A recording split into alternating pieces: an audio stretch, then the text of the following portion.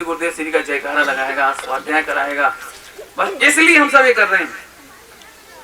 एक छोटी सी दृष्टांत ही कह रहे हैं। एक 80-90 साल का आदमी गड्ढा कर रहा था। किसी युवक ने पूछा, ये आप क्या कर रहे हो? उन्होंने कहा, बेटा आम का वृक्ष लगा रहे हैं। अरे हंसने लगे 10 लड़के, नौजवान हंसने लगे। है बुड्ढा मरने को लटक रहा है और गड्ढा खोद के आम का बीज बो रहा है।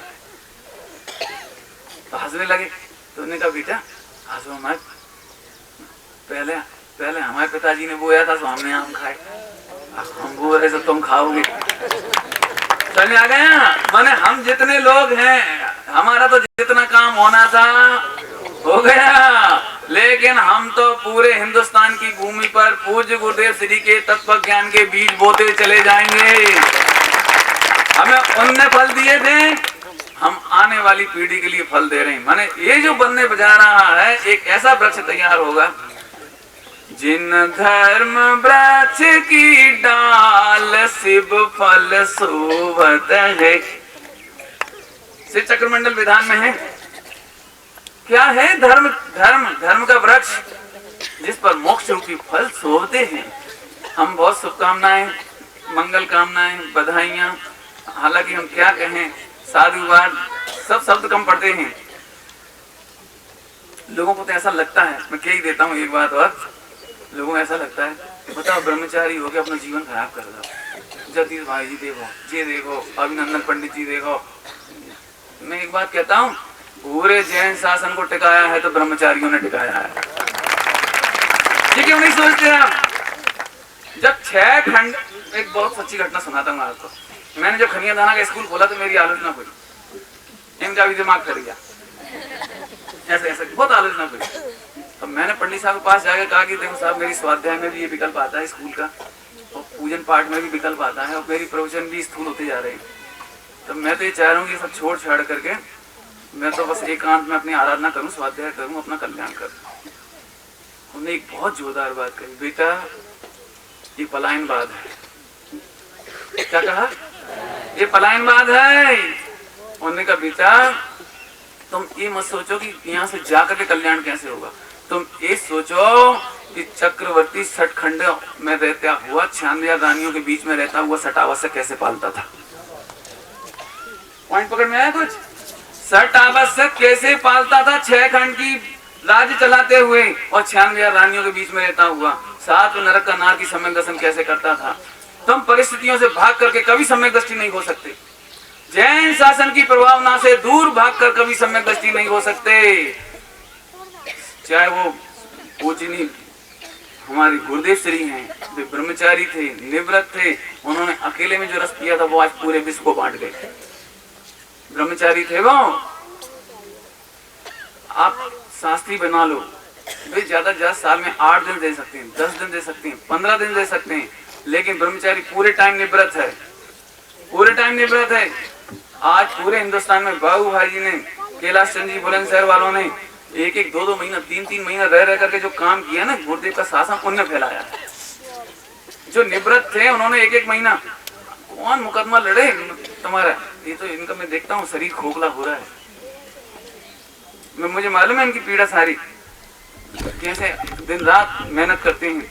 मेरा मतलब ये है कि ये मत सोचो कि इससे छूट जाएंगे और ऐसी चर्चाओं में व्यस्त रहेंगे तो काम होगा।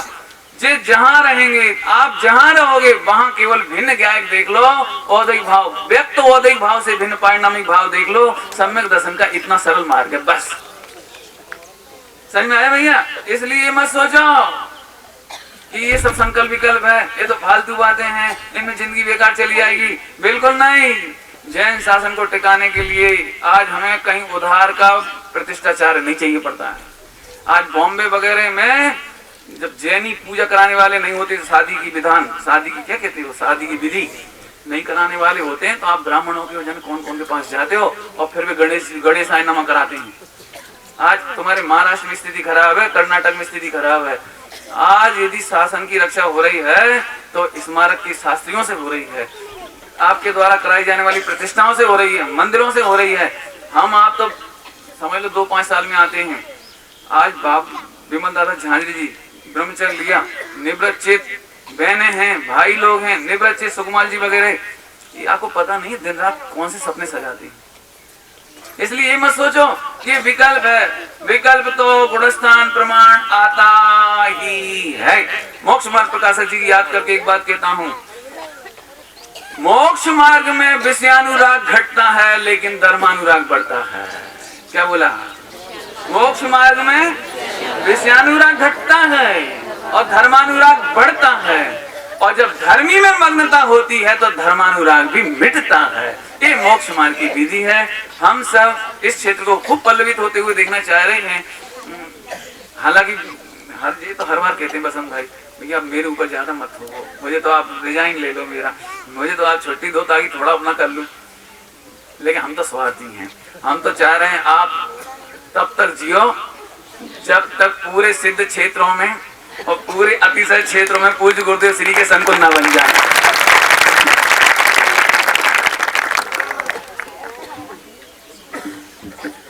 हम और आप सबने ब्रह्मचारी सुमुद्र प्रकाश जी की भात्र जो 170 तीर्थ क्षेत्र हैं उसमें से मात्र 2 ही क्षेत्रों पर हम और आप सबको जैन दर्शन का ध्वज लहराने का अवसर मिला है। एक है द्रोणगिरी, साधना केंद्र का निर्माण हुआ है, और विशेष रूप से हम सब भाई और बहनों का जिसमें कमी थी वहां पर कन्या विद्यालय, आत्मार्थी कन्या विद्यालय का भी निर्माण 2008 से हो चुका है।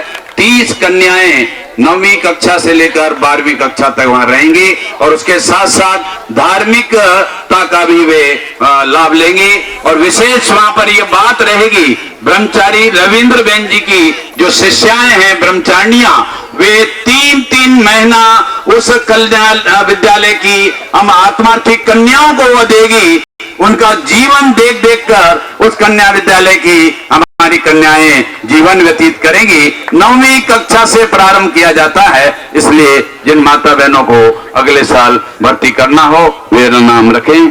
और अब हम हमारे वहां मध्य लोक में पहुंचे थे ऐसी रैली पूर्वक, और वहां पर अभी जो विधान होने वाला है वह विधान होगा। उसके बाद पूज्य गुरु हाँ यहाँ पर जो भी कोई किसी भाई बहनों की भावना हो तो 1 स्क्वायर फीट की राशि 5000 रुपया रखी गई है। जो भी यहाँ पर जन मंदिर बनेगा और उसमें अपनी तरफ से 1 स्क्वायर फीट आपको वह टाइल्स लगाना हो, संगमरमर लगाना हो तो उसकी राशि 5000 रुपया रखी गई है। धन्यवाद।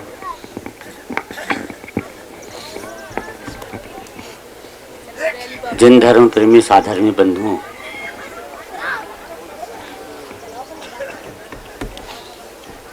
भगवान सिमंदर की वाणी कि अपन स्वयं भी उन्हीं से ही आज लाभान्वित हैं। ये आज यहाँ अपने रत्नत्रय रैली लेकर के KKPPS का ये शिविर के सब शिविरार्थी यहाँ पधारे हैं। बहुत ही महत्वपूर्ण और जिन धर्म की प्रभावना में योगदान दे सकने वाला एक स्थान खोजना है, और हम हमेशा ही कब से ही ये चाहते थे कि यह कार्य हो। थोड़ी जब जमीन भी हमने ली है उसके 1 महीने पहले ही हमने बसंत भाई को फ़ोन लगाया था उज्जैन से, पूरी सभा में से इस प्रश्न आया था कि शिखर जी में अपने को कोई न कोई जगह होना चाहिए। मैंने फ़ोन लगाया बसंत भाई को कि अपनी क्या योजना है, वहाँ पे कोई जगह तो ले आप। तो उसके बाद 1 महीने बाद उन्होंने मेरे को फ़ोन किया कि आपने कहा था जगह मिल गई है अपने को। तो बहुत खुशी हुई, सारे दूर हर्षोल्लास से सारे देश भर में इस बात की प्रसन्नता है, और सारे आत्मार्थी जगह जगह के बहुत बहुत खुश हैं इस बात पर। तो आप सब, हम सब भी बहुत खुश हैं। पूरी अपनी शक्ति से इस क्षेत्र के लिए अपना योगदान दीजिए इसमें। और यहाँ चूँकि हमारा अपना KKPPS ट्रस्ट है, इसके ज्ञान प्रचार में ही अपना पैसा जाता है, तो इसलिए अपनी मजबूरी है। तो भी अपन यहाँ पर जो शिविर लगेगा, जैसा अजीत भाई ने मुझे कहा कि यहाँ पर और सारी सभा में घोषणा की कि अगले 5 वर्ष बाद ये शिविर यहीं लगने वाला है, इसी जगह पर ही बड़ा हॉल बनेगा, उस हॉल में अपना एक कार्यक्रम होगा।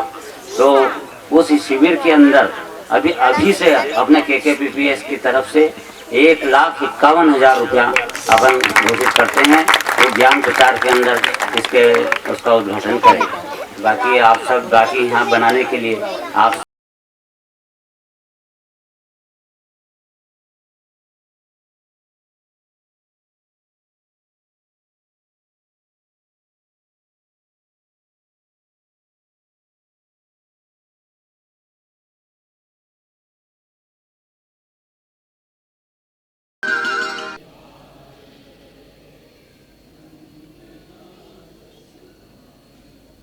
भैया लाइट बेटे लाइट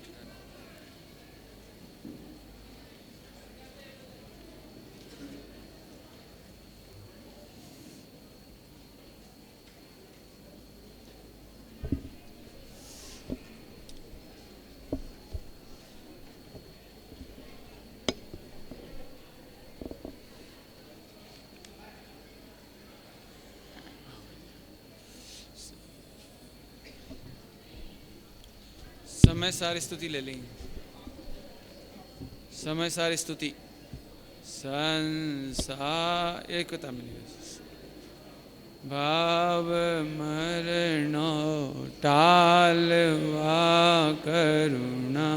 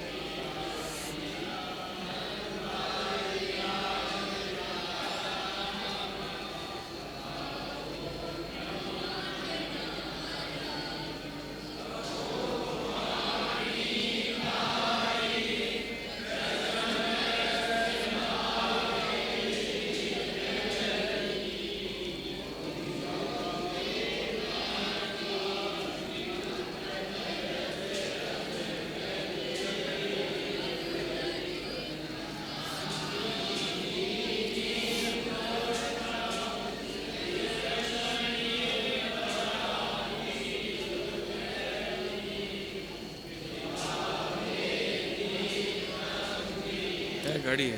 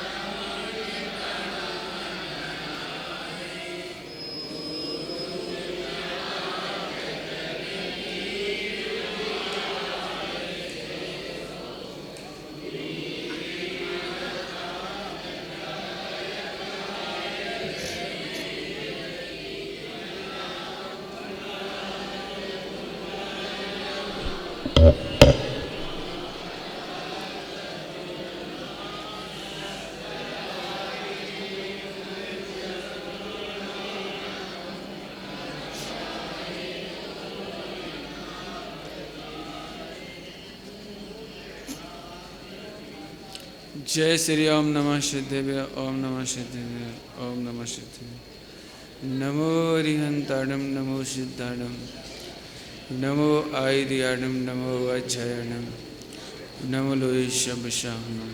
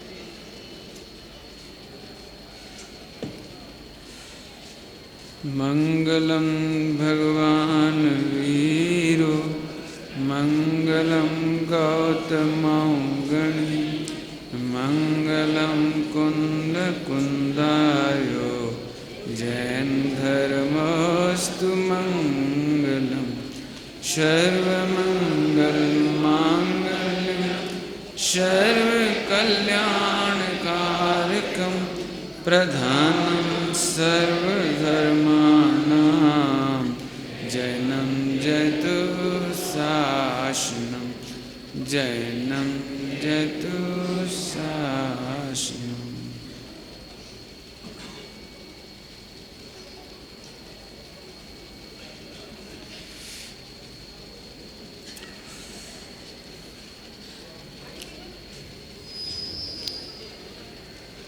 वस्तु व्यवस्था कोई आश्चर्यकारी है।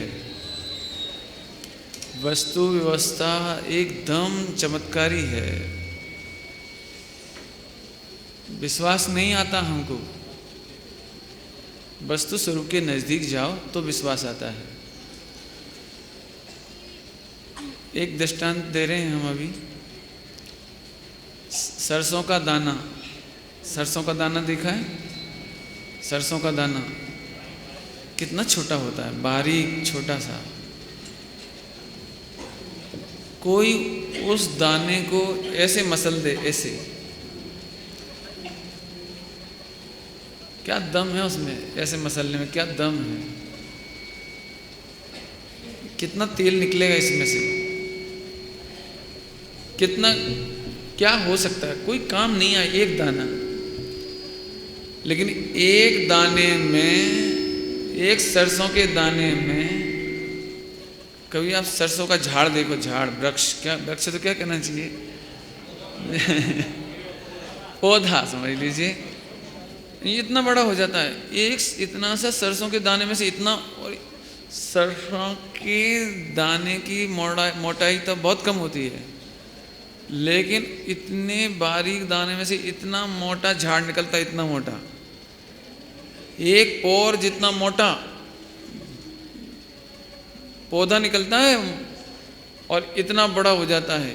एक राई के दाने के बल पर खड़ा है वो, और उस राई के दाने में से 1000 दाने निकलते हैं। एक राई का दाना हाथ पे रखो, देखो तो there is no value. Market में तोल करते समय, भराई करते समय जाने कितने ढुल जाते हैं, जाने कितने गटर में चले जाते हैं, जाने कितने जानवर खा जाते हैं। किसान उठा के ऐसे फेंक देता है। उस एक दाने की वैल्यू अनंत काल तक खाओ तो भी सरसों खत्म नहीं हो, इतने दाने पैदा होंगे। कौन से दाने का कमाल है? एक दाने का कमाल। इतना मोटा झाड़ देखो तो कभी आप, इतना ऊंचा, और 1000 दाने निकले एक दाने में से। यदि आप हाथ पर दाना रख के देखोगे तो समझ में नहीं आएगा। ये कोई अनिर्वचनीय उसका चमत्कार है, उसकी शक्ति है, उसका सामर्थ्य है। ये दृष्टांत हो गया। ऐसे ही जिसे आज आप एक चींटी समझ रहे हो, जिसे आज आप एक जरा सा जीव समझ रहे हो, 2 इंद्रिय इल्ली, इतनी सी इल्ली, आपको नहीं मालूम इसी आत्मा में अनंत काल तक केवल ज्ञान निकलेगा, अनंत काल तक अनंत सुख निकलेगा, अनंत चतुष्टय प्रकट होगा, इसी इसी इसी हा। यह जीव तीर्थंकर की तरह पूज्य होगा, आचार्यों की तरह पूज्य होगा। कौन विश्वास करे? ये सप्तव्यसनी अंजन चोर जो वेश्यावृत्ति कर रहा है, जो शिकार कर रहा है, ये जुआ खेल रहा है, ये जो सिगरेट पी रहा है, कौन जाने? आहा, ऐसी वस्तु स्वभाव के जानने वाले आचार्य परमेष्ठी धन है। ऐसे अंजन चोर को क्षमा करके दीक्षा दे देते हैं, वो भगवान बन जाता है। आप सिंह को देखो, आप नहीं समझ पाओगे। आप कौवा को देखो, आप नहीं समझ पाओगे, ये सम्यक दृष्टि है। आप गैया को देखो, आप नहीं समझ पाओगे, ये सम्यक दृष्टि है। सारे विश्व में कोई नहीं पहचान सकता, लेकिन सर्वज्ञ परमेश्वर की वाणी तो कुछ और कह रही है। जैसे आपको इतने दृष्टांत दिए, उनका विश्वास नहीं आता, ऐसे ही इस आत्मा में से परमेश्वरपना प्रकट होगा, आप में से केवल ज्ञान प्रकट होगा। आपको विश्वास नहीं आता, लेकिन विश्वास कौन कराए? हा, कौन कराए? आप केवल वस्तु स्वरूप का विचार करो, आपको समझ में आएगा और आएगा। कर्णानियों की एक बात है, जो वस्तु स्वरूप का विचार करते हैं उन्हें 70 कोड़ा कौड़ी की स्थिति अंता कोड़ा कौड़ी हो जाती है। भाई इतने में समझ जाओ, कुछ समझ जाओ तो। द्रव्य गुण पर्याय की स्वतंत्रता का विचार करने वाला दर्शन मोहिनी का अपकर्षण करता है, सम्यक दर्शन के करीब जाता है। इसीलिए बारंबार स्वाध्याय करो, गोष्ठी करो, चर्चा करो, विचार करो, वार्ता करो। स्वामी जी ने इसलिए 45 वर्ष तक एक ही धूम मचाई, द्रव्य गुण पर्याय, स्वतंत्रता, पुरुषार्थ, प्रभुता। हा। इतनी बात समझ में आ गई। इससे आगे चर्चा काल लब्धि की होगी। आज काल लब्धि का पीरियड लेंगे अपन। इससे पहले इसमें एक पॉइंट रह गया था कल, वो पढ़ना है। 9 नंबर का है प्रयोग, पुरुषार्थ के नीचे देखिए 5वें नंबर का पॉइंट है, देख लीजिए चार्ट में देखिए। 1 ग्राम सोना, क्या लिखा है? 1 ग्राम सोना और 1 किलो चांदी, एक गहना बनाया। हम आपसे पूछ रहे हैं, सारी दुनिया इस गहने को क्या कहेगी? सोने का गहना कहेगी या चांदी का गहना कहेगी? पक्का? पक्का? कोई ऐसा कहेगा ये सोने का गहना है? 1 ग्राम सोना, 1 ग्राम सोना और 1 किलो चांदी, जो गहना बन गया उसे सारी दुनिया चांदी का कहेगी। ये तो दृष्टांत है। आज मेरे ख्याल से सुबह तक 5 प्रवचन हो गए पुरुषार्थ पर, शाम का इस 6ठा प्रवचन है। अंतिम हेतु दे रहे हैं आपको। मैं प्रवचन करता हूँ, ये तो ऐसी बात है, एक ज्ञान की पर्याय जानने वाली, एक ज्ञान की पर्याय जानने वाली ज्ञाता दृष्टा, और बाकी तो अनंत पुद्गल, अनंत पुद्गल भाषा वर्गणा में, मनोवर्गणा में, कर्माण वर्गणा में, तेजस वर्गणा में, और ये शरीर की आहार वर्गणा में। आप जरा प्लस करके तो देखो, प्लस करके एक ज्ञान की पर्याय मात्र प्रवचन करते समय एक ज्ञान की पर्याय, जीव का केवल एक गुण हेतु है। विचार कर करके प्रवचन हो रहे हैं तो जानने का काम एक, यदि अपन इतनी सूक्ष्म भी नहीं करें तो एक आत्मा, एक जीव द्रव्य और अनंत पुद्गल द्रव्य। आप बेईमानी नहीं करते। मैं करता हूँ, मैं प्रवचन करता हूँ, मैं हाथ हिलाता हूँ, मैं रोटी खाता हूँ, मैं दुनिया चलाता हूँ, मैं पूजा पाठ करता हूँ, मैं व्रत उपवास करता हूँ। आप धोखा नहीं दे रहे? दृष्टांत समझ में आया? उज्जैन अनिल भाई, दृष्टांत समझ में आया कि नहीं आया? फिर से बोलूँ क्या? 1 ग्राम सोना, 1 किलो चांदी, एक गहना बना। सारी दुनिया कहती चांदी का गहना है, वहाँ तो समझ में आ जाती है बात, यहाँ नहीं समझ में आती। एक जीव, अनंत पुद्गल द्रव्य, धर्म धर्म आकाश एक एक, और काल द्रव्य जितने प्रदेश हैं उतने समझ लीजिए, तो उतने कालाणु। भाई साहब टोटल तो लगा के देखो, अनंत द्रव्य प्लस एक आत्मा है, और तुम 6 द्रव्य के काम को, विश्व के काम को अपना कहते हो। ये तो मिथ्या दृष्टि है। तू कैसे करता कहते हो? अब चूंकि समय नहीं बचा है, अपनी 3 टॉपिक और रह गए हैं। आज कितनी तारीख है? 24। इसका मतलब है यदि समय बचेगा तो ये जो दृष्टांत दिया ना, दृष्टांत, इसको मैं फिर खोलूंगा। लेकिन आप समझदार हैं तो समझ जाइए। आप पूरे देश की रेलगाड़ियां चल रही हैं, 15-20 हज़ार, लाखों कर्मचारी लगे हुए हैं, हजारों लाइनमैन लगे हुए हैं, सिग्नल देने वाले लगे हुए हैं, लाइन की पटरी बदलने वाले होते कि नहीं होते? हाँ, हजारों लाखों कर्मचारी मिलकर के पूरा देश का रेल चलाते हैं। और ममता बनर्जी सोचती है कि मैं रेल चलाती हूँ। ममता बनर्जी को 15,000 रेलों के नाम भी नहीं मालूम, कौन सा लाइनमैन कहाँ है ये कुछ नहीं मालूम, कौन सिगरेट पीता है, कौन शराब पीता है, कौन क्या करता है उसे कुछ नहीं मालूम। पूरे देश में साल भर बढ़िया रेल चली, और वो ममता बनर्जी कहती है देखो ऐसे चलाया जाता है रेल मंत्रालय। कैसे चलाया जाता है रेल मंत्रालय? खुद रेल में नहीं बैठती, खुद लाइन नहीं बदलती, खुद ड्राइविंग नहीं करती, कुछ सिग्नल नहीं देती, कुछ नहीं करती, केवल एयर कंडीशन में बैठी रहती है। नहीं, एक तरफ एक ममता बनर्जी रेल मंत्री और एक तरफ लाखों कर्मचारी, तब कहीं रेल चलती है? तब भी नहीं चलती। हालांकि तो फिर पुद्गल की रेल, पुद्गल की लोहे पट्टी का पटरी, सिग्नल, लाइट, इलेक्ट्रिक, कितनी चीज़ है, लेकिन इन सब को मर्ज करके वो कहती है इस सब का श्रेय मेरा है।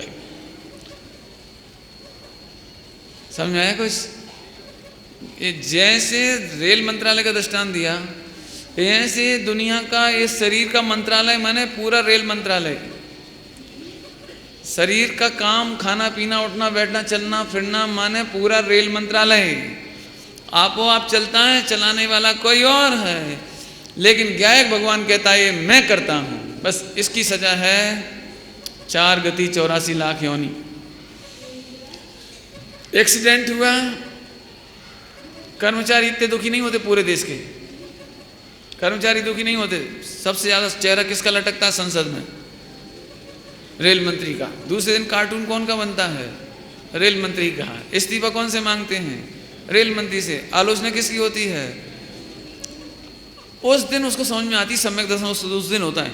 हमारी क्या गलती है? हमने गिराया है क्या?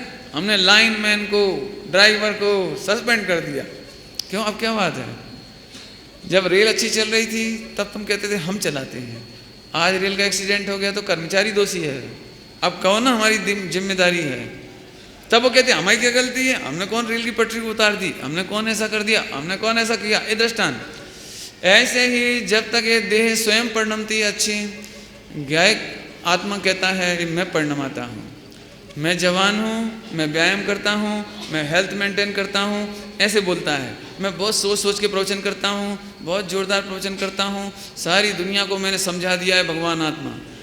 और जिस दिन नहीं समझा पाए, अच्छे नहीं बोल पाए, जरा कुछ समझ में नहीं आया, गलत निकल गया, अब वो क्या करें भैया? वाणी के करता अपन थोड़ी, वो तो तत्समय की योग्यता है। ये तो जिस दिन अच्छे प्रवचन चल रहे थे उस दिन तुम क्या कर रहे थे? आज प्रवचन अच्छा नहीं हुआ तो मैं अकरता हूँ, और जब प्रवचन अच्छे चल रहे थे तो बोलो समय शिखर जी के शिविर में कौन छा गया? हम छाए, मर गए तुम, 84 लाख में जाएगा। ये दृष्टांत दिया, समझ आया कि नहीं आया? अब फिर से आ जाते हैं अपन। अभी तक हम 2 समवाय पढ़ा चुके, कौन कौन से? स्वभाव और पुरुषार्थ। मेरा फिर एक प्रश्न है आज, क्या पुरुषार्थ बदला जा सकता है?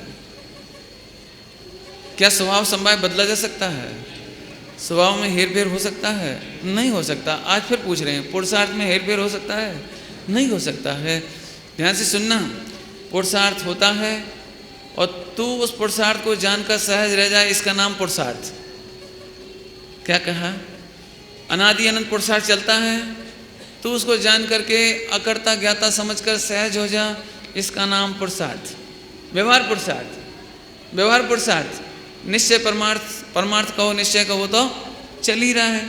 इतनी बात पूरी हुई, आगे चलते हैं। अब अपन आते हैं काल लब्धि में। कौन सा समय पढ़ेंगे? जोर से बोलो, एक बार और बोलो। अभी तक दो कौन कौन से हो गए? Number 1, number 2, number 1, number 2। देखो 35 साल की उम्र तक मुझे 5 समवाय नहीं आते थे। आप कितने भाग्यशाली हो, अभी 5 समवाय के नाम याद हो जाएंगे आपको और स्वरूप भी समझ जाओ। मैंने नहीं समझा था, ईमानदारी से कह रहा हूँ मैं, लेकिन मैं आपको समझाना का इसलिए कह रहा हूँ, इतने इतने से बच्चे सुनते तो मुझे बड़ी खुशी होती है। और ये आप पूरा समझ लीजिए कि जैन शासन का मूल प्राण है, इसे समझे माने बिल्कुल गारंटी है आपका काम होने वाला है। आगे चलिए, कौन सी लब्धि चलने वाली है? प्रश्न देखिए, मनोविज्ञान, सभी लोग चार्ट ले लीजिए। देखिए, तो फिर योग्यता कब आएगी? जब स्वभाव है त्रिकाली उपादान कारण और पुरुषार्थ है तत्समय की योग्यता। दो बात हो गई ना, त्रिकाली उपादान स्वभाव और क्षणिक उपादान पुरुषार्थ। याद रहेगा, क्षणिक योग्यता पुरुषार्थ। तो भैया पंडित जी ये बताओ, ये योग्यता कब आएगी? इसका नाम काल लब्धि का क्वेश्चन, साइकोलॉजिकल। आज तक काम हुआ क्यों नहीं? जब स्वभाव है तो आज तक सम्यक दर्शन हुआ क्यों नहीं? केवल ज्ञान हुआ क्यों नहीं? हमारा काम हुआ क्यों नहीं? जब हम इतने दिन से सुन रहे हैं कि हम भगवान आत्मा हैं और सुन रहे हैं, पढ़ रहे हैं, लिख रहे हैं, तो हमारी योग्यता अब कब आएगी? हमें सम्यक दर्शन कब होगा? ये क्वेश्चन हो गया। समझ में आया कुछ? आइए अपन पढ़ते हैं। तो फिर योग्यता कब आएगी? Number 1 psychological question. दूसरा, क्या करें, अभी हमारा बुरा समय चल रहा है, अभी हमारा अच्छा समय नहीं आया, देखते हैं हमारा अच्छा समय कब आएगा। क्रिकेट के खिलाड़ी जब असफल हो जाते हैं साल 6 महीने, 2, 4 से 10 गेम नहीं खेल पाते, तो पूरे विश्व के लोग काल लब्धि का उपदेश देते हैं, खेलते रहो, आज तुम्हारा दिन नहीं था, आज तुम्हारा दिन नहीं था, अभी तुम बुरे समय से गुजर रहे हो, अच्छा समय आने वाला है। अखबारों में उसकी पत्रिकाएं छपने लगती हैं, जन्म कुंडली, चूंकि अभी लगन में मनी में शनि है ऐसा है वैसा है, बस 1-2 महीने बाद होने वाला है। समझ आया कि नहीं आया? हाँ, गजब हो गया। पूरा समय चल रहा है, चौथा काल होता तो, ये तो पंचम काल है। ये सब काल लब्धि संबंधी प्रश्न है। आज पंचम काल है पंडित जी, नहीं तो मन नहीं लगता, ऐसा लगता है। चौथा काल होता तो क्या कर लेते भाई साहब? चौथा काल तो अनंत बार मिला था आपको, चौथा काल अनंत बार मिला है। काल संबंधी क्वेश्चन है सब। चौथा काल होता तो कार्य हो जाता, काल संबंधी क्वेश्चन है, ध्यान रखना। तो आज इसकी चर्चा करेंगे काल लब्धि की। भैया 2 समवाय होने पर भी तत्समय की योग्यता कब प्रकट होगी, इसका उत्तर देता है काल लब्धि। समझ में आया कि नहीं आया? ट्रेन चल रही है और कंटिन्यू चालू है, तो हमारे प्लेटफॉर्म पर कब आएगी? क्वेश्चन समझ में आया? तो अब आपको समता रखना है। देखो समता, पंडित जी जब दिल्ली से ट्रेन चल रही है और चल ही रही है, कोई एक्सीडेंट नहीं हुआ, तो हमारे स्टेशन पर कब आएगी? कि टाइम टेबल देखो काल लब्धि का, काल लब्धि का टाइम टेबल देखो। क्यों देखें? प्रयोजन पढ़ो थोड़ा, प्रयोजन 8वें नंबर का, बहुत जोरदार है, पढ़ लो जरा 1 मिनट। काल लब्धि में 8वें नंबर का प्रयोजन है, उसमें देखिए अधीरता का त्याग। ध्यान रखना, ध्यान रखना, काल लब्धि समझने का प्रयोजन ये नहीं है कि तू काल को जल्दी ले आएगा। पुरुषार्थ का ये प्रयोजन नहीं कि तू जल्दी पुरुषार्थ कर लेगा। काल लब्धि का ये प्रयोजन नहीं है कि जल्दी खींच के काम कर दोगे तुम। हम चाहें तो तेरी चाय माय कहीं नहीं जगती यहाँ पर। समझ है कि नहीं आया? काल लब्धि का पहला प्रयोजन है अधीरता का त्याग, अधीरता का त्याग। दूसरा लिखा है धैर्य ही, धीरज ही, पेशेंस ही अवलंबन है। एक क्या गजब, समझे जरा कुछ। द्रव गुण पर्याय की स्वतंत्रता जानने के बाद तू सम्यक दर्शन की जल्दबाजी मत कर, धैर्य रख। मैं गायक हूँ, मैं परमेश्वर हूँ, तो सम्यक दर्शन क्यों नहीं होता? मैं ध्यान लगा रहा हूँ, सम्यक दर्शन क्यों नहीं होता? मैं इतनी पढ़ाई कर रहा हूँ, सम्यक दर्शन क्यों नहीं होता? प्रयोजन बोलो काल लब्धि समझने का, अधीरता का त्याग, धैर्य ही अवलंबन है। समझ में आया कि नहीं? जब पंडित जी मैंने द्रव्यगुण पर्याय समझ लिया तो सम्यक दर्शन अब भी क्यों नहीं होता? क्यों नहीं होता? क्योंकि काल लब्धि जब तक नहीं आती तब तक धीरज रख। अब काल लब्धि समझाऊं पहले थोड़ा आपको, उत्तर देता हूं। अधीरता का त्याग का दृष्टांत सुनो। दुनिया में सभी जगह काल लब्धि की चर्चा होती है। काल लब्धि की चर्चा का मतलब जैसे क्रिकेट मैच होता है तो 22 तारीख को डे नाइट मैच, 29 तारीख को दिन का मैच, इतने बजे से इतने बजे तक। जी क्या चीज़ है? काल लब्धि। अब जिस दिन मैच होना होता है वो 2:30 बजे होना है, 2:30 बजे। तो जिन बच्चों को बहुत इंटरेस्ट होता है ना, उनको सुबह से धुक-धुकी आज सबसे टफ मैच है, धुक-धुकी, पता नहीं क्या होगा, चैन नहीं पड़ती, अंदर अंदर खून सर्कुलेशन, ब्लड प्रेशर हाई हो जाता है। धोनी टॉस जीत जाए आज तो, कलकत्ता का मैच है और रात में यदि भारत खेलेगा तो हार जाएगा, धुक-धुकी, देखो क्या होता है, देखो क्या होता है। और जैसे टॉस जीते, तू भैया अब जी क्या सोचता है कि बिल्कुल जल्दी से डिसीजन आ जाए, जल्दी से। जल्दी से कैसे आ जाएगा? 8 घंटे का मैच 8 घंटे में होगा जी, काल लब्धि है। कितनी तारीख को मैच होगा? ये काल लब्धि है। कितने बजे काम होगा? काल लब्धि है। कब जीतेंगे? ये काल लब्धि है। क्यों? भारत और पाकिस्तान का मैच है, कलकत्ता में मैच है, टॉस हार गए अपन, उन्होंने 300 रन बनाए, अपने 8 खिलाड़ी 50 रन पे आउट, क्या होगा? Heart attack. लेकिन देखो जो धीरज वाले होते हैं, धीरज वाले, अब देखो जो हो हारना तो है ही, अब देखो तो सही क्या होता है। अब धीरे धीरे रन बन रहे, आउट ही नहीं हो रहा है, तो थोड़ी ताकत आती जाती है। देखो सम्यक दर्शन का ताकत आती जाती है। बंद करने की हिम्मत नहीं पड़ रही है। अब देखो भैया मैच तो पूरा देखो, जो कुछ है तो है। 100 रन की पार्टनरशिप हो गई, 150 की हो गई। अब ऐसा लग रहा है भगवान जी मैच जीत सकते हैं, बस 2 ही आउट ना हो, नवोरी हंताणम, नवो सिताणम। नहीं होता ऐसा, आउट नहीं हो जाए, बस 200 रन की पार्टनरशिप हो गई है। अब आप क्या चाहते हो बोलो? अब तो आउट हो जाए, बहुत हो गए 200 रन कि पंडित जी हे भगवान। अब समझ लो ऐसे वो अपील नहीं हो जाती, थर्ड एम्पायर वाली, ऐसा लगता है दम साध के जैसे तू ही आउट होने वाला हो। आखिरकार वो मैच की आखिरी गेंद फेंकी और भारत जीत गया।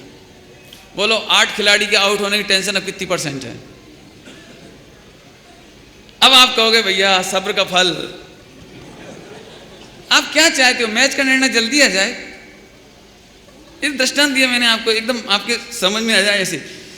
ऐसे हम कहते हैं भाई साहब, जो काम जितनी देर में होना होता है उतनी ही देर में होता है, उसका डिसीजन उतनी देर में आता है। जल्दबाजी करने वाला अपने कार्य को देरी में ले जा रहा है। देरी समझ गए? जल्दी समझ लो जरा, काल लब्धि को जल्दी लाना काल लब्धि में विलंब करने जैसा पाप है।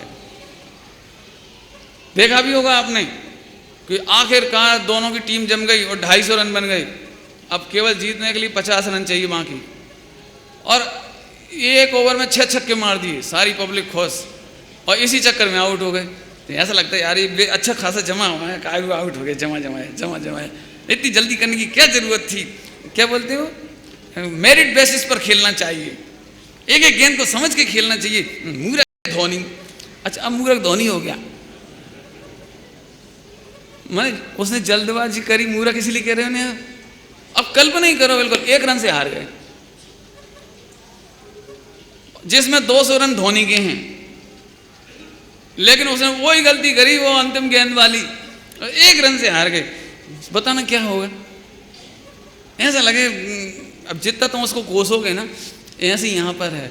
जिस समय सम्यक दर्शन की काल लब्धि है उससे पहले आगे पीछे नहीं होता, और तू करने की कोशिश करता है, इसलिए तेने अनादिकाल से सम्यक दर्शन नहीं प्रकट किया। अनादिकाल से इसलिए सम्यक दर्शन नहीं हुआ। एक भी पर्याय को उसकी काल लब्धि बदलना, जल्दी लाने का काम करना, देर से कर देने का काम करने का सोचना, मानना, ये तेरे काल लब्धि में विलंब का कारण है। ये भी सब व्यवहार से उपदेश दे रहे हैं, व्यवहार से। सच्ची बात है कि तेरी काल लब्धि ही नहीं आई। काल लब्धि का उत्तर प्रयोजन क्या बताया था? अधीरता का त्याग। एक दृष्टांत तो समझ गए? एक दृष्टांत और देते हैं। मार्केट में हर चीज की काल लब्धि है, एक्सपायरी डेट। मोबाइल की आपके क्या कहलाता है, 1 महीने का चार्ज, क्या क्या रिचार्ज, वैलिडिटी, समझ गए? इस सब काल लब्धि की चर्चा है। मार्केट से एक कुकर खरीद के लाओ, कुकर, उसमें एक बुकलेट निकलती है, बुकलेट, उस बुकलेट में काल लब्धि का वर्णन है। काल लब्धि समझ गए? चने 30 मिनट में 5 सीटी, अरहर की दाल 3 सीटी 7 मिनट का टाइम, चावल 5 मिनट का टाइम, फला चीज इतने मिनट का टाइम, लिखा है कि नहीं लिखा उसमें? अब कल्पना करो कि खिचड़ी बनने में 7 मिनट लगने हैं, 7 मिनट, 7 मिनट लगने हैं 3 सीटी का। तो अब क्या करें, 3 सीटी तक क्या करें? मुझे आपसे पूछना है। एक काल लब्धि पढ़ के और दाल चावल रख के और अब रख दिया अपन ने गैस पे, अब 7 मिनट तक अपन क्या पुरुषार्थ करें? क्या पुरुषार्थ करें? अरे लिखा है 7 मिनट तक डोंट टच, 7 मिनट तक डोंट इंटरफेयर, 7 मिनट तक डोंट थिंक अबाउट दैट। क्या अर्थ हुआ इसका? क्या मतलब निकला इसका? कि 7 मिनट तक ज्ञाता दृष्टा रहो। धैर्य धैर्य धैर्य, पेशेंस, क्षमता। 7 मिनट तक कुछ मत बोलो। अब चाहे तुम कुछ भी करो उसमें, क्यों? हाथ जोड़ के आरती उतारें तो जल्दी बन जाएंगे, गालियाँ देंगे तो देर से बनेगा, क्यों माथा फोड़ रहे हो? अब लेकिन जिनकी आदत गंदी होती है ना, जिसकी गंदी आदत होती है, वे क्या करते हैं? जैसी सीटी आई 3 उतार लिया और ठोक ठोक सीटी उचकाओ, ऐसा करो वैसा करो। वो बोलता है दुकानदार, कोई गारंटी नहीं है हमारी। आप डोंट टच। ढक्कन अपनी काल लब्धि से खोलेगा, तुम समय से पहले खोलोगे कच्ची सब्जी निकलेगी, कच्चे दाल चावल निकलेंगे। जैसे मैं बताऊं, कुकर को जल्दी खोलने का उपाय, ठंडे पानी में रख दो, ऊपर से पानी डाल दो, सीटी उसका दो, जल्दी खुल जाएगा। खुल तो जाएगा, लेकिन वो जब उसकी काल लब्धि से पहले खोल दिया तो कच्चा चावल निकलेगा। कच्चा चावल माने पूरा घर थू थू करेगा, ऐसे खाया, टेस्टी नहीं बना। क्यों नहीं बना? आपने समय से पहले क्यों खोला? ये दृष्टांत दे रहे हुए। ऐसे ही 2 दृष्टांत हो गए। जिस जीव की, लिखा है भैया राजमल जी साहब ने, केवल ज्ञान में नौंध है, इस जीव को सम्यक दर्शन कब होगा? केवल ज्ञान में नौंध है, माने काल लब्धि का नौंध है।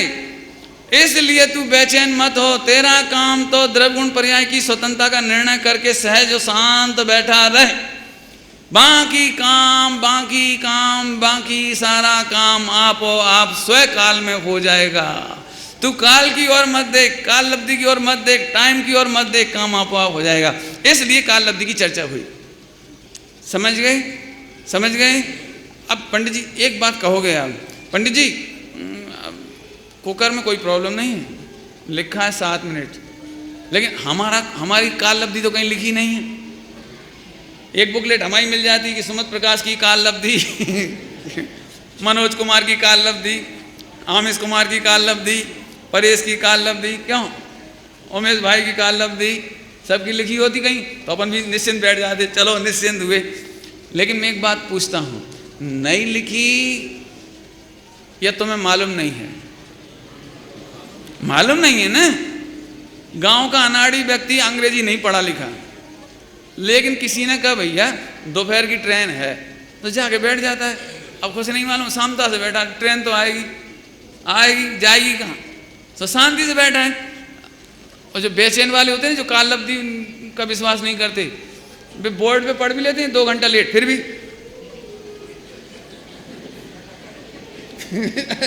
तो तू बार बार झांकेगा तो क्या तेरा आंख अट्रैक्शन करके ट्रेन खींच लाएगा क्या?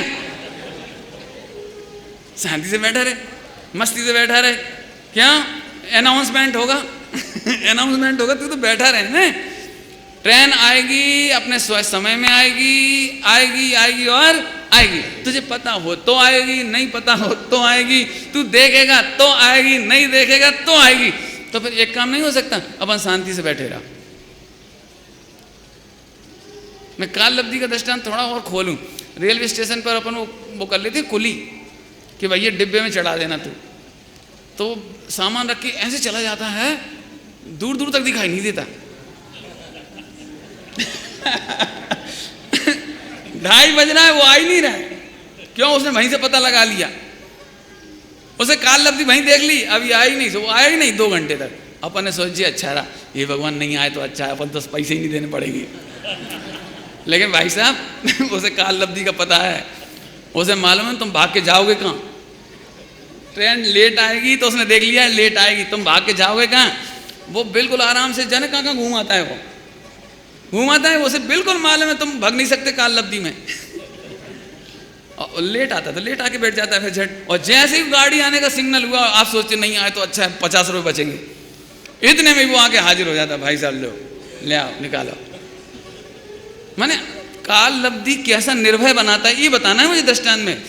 ऐसे आप सच्ची बात कहता हूं, आप केवल द्रव्य गुण पर्याय की स्वतंत्रता का निर्णय कर लो, इसके बाद आप अपने को सहज छोड़ दो, काल लब्धि आएगी और अपने आप तुम्हें सहज ज्ञान दर्शन सम्यक दर्शन आदि सब होंगे, सहज केवल ज्ञान होगा, सहज मोक्ष हो जाएगा। इसका नाम है सद्गुरु कहें सहज का धंधा। सहज का धंधा है भैया। चलें आगे चलें, अब आवाज आओ वापस पढ़ते हैं अपन। तो दूसरा पॉइंट देखिए इसमें से काल लब्धि का। काल लब्धि का अर्थ बताऊंगा अभी मैं आपको। नियति भी इसको कहते हैं, जिन वाणी में कभी कभी नियत समय पर होने के कारण इसको नियति कहते हैं। नियति नियत समय पर होने के कारण जो पर्याय है वो नियत समय पर होती है, इस अपेक्षा से इसको नियति भी कहते हैं। दूसरा स्वयं काल की प्राप्ति, अपर नाम है ना, अपर नाम दूसरा नाम स्वयं काल की प्राप्ति, इसको मैं अभी बाद में समझाऊंगा। नीचे देखिए तीसरा परिभाषा, मोक्ष मार्ग प्रकाशक के पृष्ठ 309 पर लिखी हुई है। जिस काल में कार्य होता है, जिस काल में कार्य होता है वही काल लब्धि है। जिस काल में कार्य होता है वही काल लब्धि है। ध्यान से सुनना, यहाँ 2 बातें बताई जा रही हैं, एक काल फैक्टर माने टाइम फैक्टर, और एक काम होता है। जैसे प्रवचन हो रहा है तो उसी समय घड़ी में टाइम चल रहा है कि नहीं चल रहा है, उसी समय टाइम चल रहा है। आपने कंप्यूटर में देखा होगा, प्रवचन सुनते जाते हैं तो एक काम तो होता है प्रवचन का फंक्शन, और दूसरा उधर ही क्या बताते जाते हैं, वो टाइम बताते जाते हैं, एक एक सेकंड का कैलकुलेशन बताते जाते हैं उसमें। इससे क्या फ़ायदा होता है कि अब हमको एडिट करना, एडिट कि वो वाक्य निकाल दो भैया, वो गलत वाक्य निकला, तो हम क्या करेंगे, उस वाक्य को सुनेंगे, वाक्य को जे हुआ वाक्य, और उसी समय तो समय लिखा हुआ है, तो हम उस समय को लेकर आएंगे स्क्रीन पर और हम उसको एडिट कर देंगे। माने एक स्थान पर काल की सूचना है, एक तरफ कार्य की सूचना है। मैं लगातार प्रवचन कर रहा हूँ 6 से 6:45, तो 6 से 6:45 प्रवचन होगा, ये काल लब्धि की डिक्लेरेशन। जितना ये नोटिस देते हैं ना, नोटिस आपको नोटिफिकेशन कराते हैं यहाँ से, मैंने सूचनाएं देते हैं, कल दिन भर का कार्यक्रम, तो किस चीज़ की जानकारी दी जाती है आपको, काल लब्धि की, तो काल की सूचना दी जाती है। इतने समय पर सुमत के प्रवचन होंगे, इतने समय पर डॉक्टर साहब के होंगे, इतने समय पर इनका होगा, तो 2 काम की सूचना दी आपको, एक तो कार्य होगा और एक उसका समय होगा। ध्यान से सुनना जरा, मुझे क्या बताना है, ध्यान से सुनो थोड़ा सा। तो यहाँ कार्य स्वतंत्र है और टाइम स्वतंत्र है। मैं यदि चुप हो जाऊं तो ये घड़ी का कांटा ये नहीं कि बोलो बोलो 6 से 6:45 तक प्रवचन है, आप बोलो, अब मैं चुप बैठा हूं, देखो जे हिलता रहेगा। अरे पंडित जी फिर तो एक ही काम हुआ, प्रवचन तो बंद हो गया और घड़ी चलती रही, तो काल लब्धि का क्या होगा कि सुनो, काल लब्धि में 2 काम होते हैं, समय में और एक कार्य में। जब तुम नहीं बोलोगे तो नहीं बोलने की काल लब्धि है। कितनी देर तक मौन रहे कि 10 सेकंड, तो 10 सेकंड तक वो नहीं बोलने की काल लब्धि। तो बोलना एक कार्य है और नहीं बोलना भी एक कार्य है। समझ में आया कुछ? ऐसे ही जब सम्यक दर्शन होता है तो उसको हम सम्यक दर्शन की काल लब्धि कहते हैं, और जब तक सम्यक दर्शन नहीं होता तो मिथ्या दर्शन की काल लब्धि कहते हैं। समझ में आया कि नहीं आया? समझ में आया कि नहीं आया? जब तक तू संसार सागर में डूबता है तो संसार सागर की काल लब्धि कह देते हैं, और जब तू मोक्ष में चला जाता है तो मोक्ष की काल लब्धि कह देते हैं। माने 2 काम सदा काल रहते हैं, एक तरफ काम होता जाता है और एक तरफ समय। अब थोड़ा और समझो इसको, मैं काल लब्धि में थोड़ा और समझाना है। आप बता सकते हो ये दो काम हैं, तो ये मेरे को जबरदस्ती प्रेरित करके प्रवचन करा रहा है या मैं अपनी स्वतंत्रता से प्रवचन कर रहा हूं? इसका मतलब काल लब्धि कछु वस्तु नहीं। टोडरमल जी साहब ने क्या लिखा है? काल लब्धि कछु वस्तु नहीं। ले तेरा तीसरा फैक्टर भी गया, तेरा तीसरा फैक्टर भी गया। स्वभाव में हेर फेर कर नहीं सकते हैं, पुरुषार्थ में कर नहीं सकते हैं, और काल लब्धि कछु वस्तु नहीं। क्यों? वो घड़ी करे क्या? तू बोलेगा तो बोलने का समय, नहीं बोलेगा तो नहीं बोलने का समय, इतना सा काम। अब आगे सुनो जरा। तो चौथा काल सम्यक दर्शन करने में हेल्प करता है कि नहीं करता है?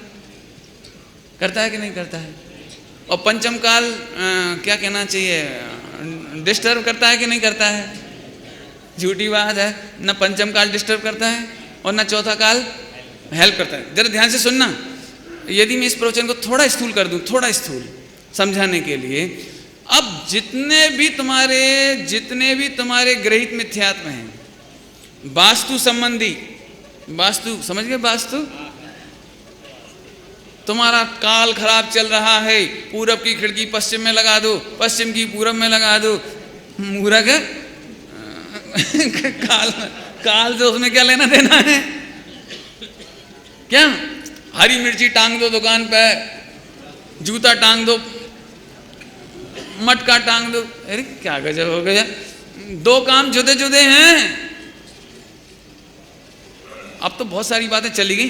पहले लिखा रहता था अखबार में, कैलेंडर में, पूरब दिशा में नहीं जाना चाहिए शनिवार को, फला में उधर नहीं जाना चाहिए, उस दिन वहां नहीं जाना चाहिए, उसको कहते हैं दिशा सूल, उधर नहीं जाना चाहिए। तो एक काम करना चाहिए भैया, रेलवे वाले को दे दो वो कि आज पूरब दिशा में ट्रेन नहीं चलाना, उत्तर में नहीं चलाना, दक्षिण में नहीं चलाना। सारे हवाई जहाज सारी दिशा में उड़ते हैं, सारी ट्रेन सारी दिशा में चलती हैं, और फिर भी पढ़े लिखे मूर्ख आज भी वास्तु के चक्कर में मिथ्या दृष्टि हो रही। अरे तेरा काम तेरे में हो रहा है, तेरा पुण्य पाप तेरे में होता है, तेरा परिणमन तेरे में होता है, काल क्या करेगा इसमें? क्यों? आज का दिन मेरा खराब था, धोनी बोला मैं 0 पे आउट हो गया, आज मेरा दिन नहीं था। तो तेरा दिन नहीं था, दिन तो वही का वही है। और दूसरे खिलाड़ी ने डबल सेंचुरी मार के जीत लिया, तो आज उनका दिन था, तो उनका क्या होता है? समझ में आया कि नहीं आया? तो एक गृहीत मिथ्या छोड़ देना। काल लब्धि संबंधी बहुत हो सकते हैं इसमें। अच्छा समय लाने के लिए शनि की अंगूठी पहनो, लोहे की। क्या गजब हो गया, सोने की अंगूठी उतारना तेरा दुर्भाग्य और लोहे की अंगूठी पहना तेरा सौभाग्य। लेकिन नहीं, पंडित जी आप क्या समझो? अरे हमें तू समझा रहा है। मैं एक काल लब्धि के मामले में ये अच्छे से समझना, थोड़ा एक गृहीत मिथ्या दूर हो जाएगा। अब मैं थोड़ा और समझाता हूँ इसे, और देखो जरा हैं। हाँ अभी आगे देखो, बहुत सुंदर देखना जरा काल लब्धि में। जल्दी चौथा पॉइंट, मुझे मालूम है टाइम बचा है कम और अस्ताचल की ओर बढ़ रहा है शिविर, समझ में आया है? इसलिए अपन जरा देखें चौथा पॉइंट। देखिए विषय सामग्री में स्वयकाल और परकाल, इन दोनों को समझाऊंगा मैं, स्वयकाल और परकाल। स्वयकाल में लिखा है निश्चय, स्वयकाल का मतलब बताऊंगा निश्चय। परिणमन ब्रैकेट में लिखा है परिणमन। ध्यान से सुनो, वस्तु के परिणमन को स्वयकाल कहते हैं। निश्चय काल कहो, सच्चा काल, काल लब्धि कहो, तो वस्तु का परिणमन, ध्यान से सुनना, वस्तु का परिणमन, इसका नाम निश्चय काल। आपको याद होगा काल द्रव्य के निमित्त से छह द्रव्य में परिणमन होता है। तो काल द्रव्य के निमित्त से, निमित्त माने करता नहीं, काल द्रव्य माने करता नहीं, काल द्रव्य के निमित्त से छह द्रव्य में परिणमन होता है। तो जो परिणमन होता है वो है काल लब्धि। जो परिणमन होता है उसका नाम है काल लब्धि। असली काल लब्धि तो वो है। चर्चा तो इसमें और हो सकती है बहुत, मैं बाद में बात करूंगा अभी। परकाल, परकाल माने व्यवहार काल, परकाल माने व्यवहार काल। घड़ी, घंटा, दिन, सप्ताह, महीना, सेकंड, मिनट, ये जो लिखे हैं ना सारे, ये व्यवहार काल। इसकी चर्चा भी मैं अभी नहीं करूंगा, सब समझते होंगे, नहीं समझते होंगे तो बाद में आपस में बैठ के समझना। अब और नीचे चलो, अब आ जाओ अपन विशेषता। तो जो विशेषताएं पहले पढ़ी हैं 5, वो तो आप समझना। कौन सी 5? नंबर बोलो जरा। नंबर 1, 5 विशेषता। सबसे ऊपर लिखा अनिवार्य कारण, समवर्तीपना, आयुष सिद्धि, सदावर्ती और अनिवार्य। वो 5 इसमें भी लगाना, लेकिन वरदान सुनाना है मुझे। वरदान सुनो आप, बस यहाँ से टॉपिक बड़ा सरस हो जाएगा। लेकिन इसके पहले मैं आपको निश्चय काल व्यवहार काल थोड़ा बताऊं, थोड़ा ध्यान से सुनेंगे। निश्चय काल व्यवहार काल, देखो टाइम तो अनादिकाल से अनंत काल तक चलता रहता है। टाइम तो अनादिकाल से अनंत काल तक चलता रहता है, माने टाइम तो कभी खत्म नहीं होता, अनादि से शुरू और अनंत तक, ठीक। और उसी के नीचे जीव द्रव्य, तभी से जीव द्रव्य अनादि अनंत। तो 2 लाइनें बनी, 2 लाइन, एक लाइन काहे की बनी, टाइम की, अनादि अनंत काल की, और उसी के नीचे जीव द्रव्य है, 6 द्रव्य है, लेकिन अपन जीव द्रव्य ले रहे हैं। तो जिस समय यहाँ जीव द्रव्य का परिणमन हो रहा है, उसी समय कोई ना कोई टाइम तो होगा। तो हम काल की मुख्यता से उस काल में इस जीव ने क्या प्राप्त किया, लब्धि माने प्राप्ति, लब्धि माने प्राप्ति। तो जिस समय चल रहा था समय, उस समय जीव का परिणाम कैसा था, इससे समझाने के लिए कहते हैं काल लब्धि। लेकिन इसमें काल का कोई रोल नहीं है, ध्यान रखना, काल का कोई रोल नहीं है। जो पर्याय हुई वो पुरुषार्थ, और जो पर्याय प्राप्त की उसका ही नाम काल लब्धि। उसी पर्याय का नाम काल लब्धि है, ध्यान रखना, उसी पर्याय का नाम काल लब्धि है। काल से कोई लेना देना नहीं है इसमें। लेकिन समझाएं कैसे? 6 से पौने 7 तक सुमत प्रकाश के प्रवचन होंगे, समझाएं कैसे? इसके बिना समझा नहीं सकते आप। अच्छा एक काम करो भैया, आज काल लब्धि मत बोलना भैया, सिद्ध प्रकाश तुम जब घोषणा करो ना तो कल ऐसे कहना, भैया कल सुबह विधान होगा, फिर दादा सीडी चलेगी, फिर दादाश्री का प्रवचन होगा, और फिर डॉक्टर साहब का होगा। तो सब फौरन पूछेंगे चिल्ला चिल्ला के, टाइम बोलो। तो हम कह रहे, तो क्या घड़ी प्रवचन करवाएगी, कि घड़ी कार्यक्रम करवाएगा, कि घड़ी करवाएगा तो कुछ नहीं, लेकिन बिना घड़ी के कौन सा काम होगा जी हमें समझ नहीं पड़ेगा। तो समझाने के लिए काल लब्धि है। खरेखर तो जो जिसे हम पुरुषार्थ कह रहे थे उसी का ही नाम काल लब्धि है। समय की अपेक्षा से जो काम हुआ ना जिस समय में, उस पर्याय का ही नाम काल लब्धि है। आहा, तेरे परिणमन का ही नाम, परिणमन की सामर्थ्य का नाम पुरुषार्थ, और परिणमन का नाम काल लब्धि। हालांकि जो पुराने लोग तो समझ गए होंगे, नए लोगों को समझाने के लिए मुझे थोड़ा और टाइम चाहिए पड़ेगा।